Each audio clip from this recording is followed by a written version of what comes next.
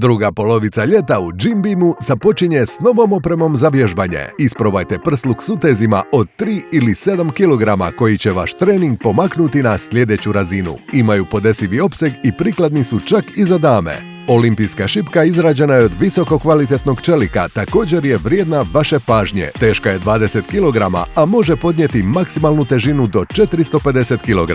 Na primjer, možete opteretiti našim novim Olympic Disc utezima od 51 mm s gumiranom površinom koja apsorbira udarce. Pre-workout supplement Energy Shot je ovdje kako bi napunio vaše zalihe energije nakon napornog treninga ili drugih sportskih aktivnosti. Može se pohvaliti funkcionalnim sastojcima koji uključuju guaranu, kofein i zeleni čaj, ali bez kalorija. To znači da će savršeno potaknuti vašu koncentraciju i smanjiti iscrpljenost.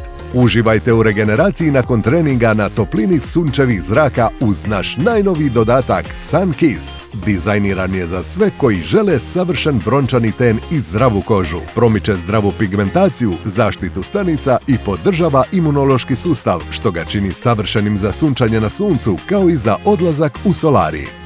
Vratite se vježbanju bez izgorene kože s našim omiljenim proteinom Just Whey. Sada ga možete pronaći s novim slasnim okusom jogurta od borovnice.